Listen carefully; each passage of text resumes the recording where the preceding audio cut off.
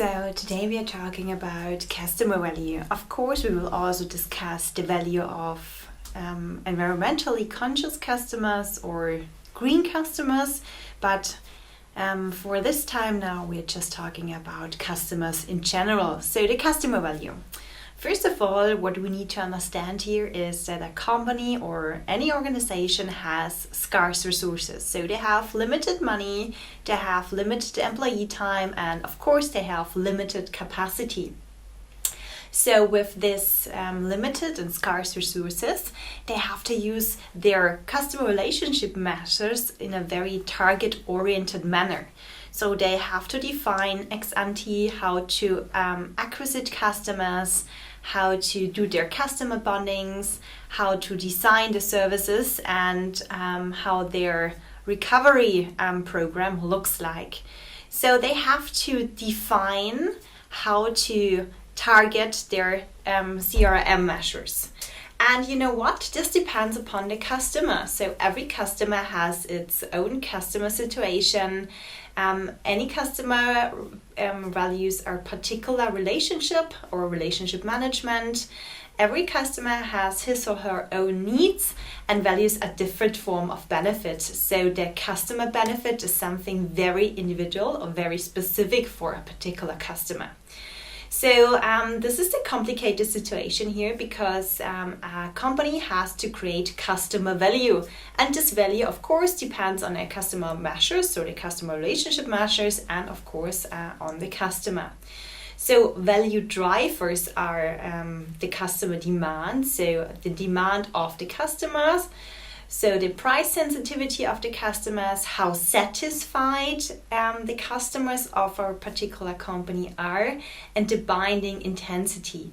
And once the customer value goes up, there can be an enterprise value. So a high customer value is a prerequisite for a higher enterprise value. So the customer evaluation represents more or less the interrelationship between the use of the scarce resources of a company for customer relationship measures and the goal for increasing the company or the enterprise value. And the customer evaluation at the same time enables an evaluation and prioritization of a company's customer relationship measures. So the key takeaway here is that a company has the scarce resources, needs to attain high customer value via applying their customer relationship measures in a target-oriented manner. And if this happens, the best outcome is a high company or enterprise value. So let's define the customer value. As it is the case with a lot of good concepts, there are also a plethora of customer value definitions. So I will pick out the first and the last definition at this slide.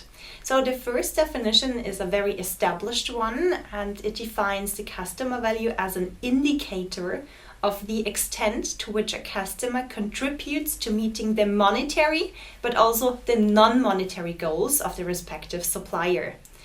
A second and also quite established definition is that the customer value can generally be defined as the sum of the target contributions of a customer for a business company or organization.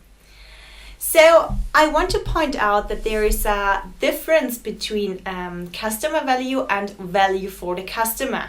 So there are two different definitions I want to highlight. The first one we also discussed the first one at the previous slide, but just as a repetition, as a reminder, the customer value is the contribution of a customer or a group of customers to the achievement of a company's objectives. So conversely, the value for the customer is the expected benefit estimated by the customer from the services or the customer relationship compared to the costs, so the net benefit, incurred by the customer. So there's a difference between customer value and value for the customer, because the customer value, so the first concept, refers to the value of the customer relationship from the company's perspective, and that's the important aspect here, whereas the second concept refers to the value of the customer relationship from the customer's perspective. So these two perspectives need to meet in order to attain a high company or enterprise value.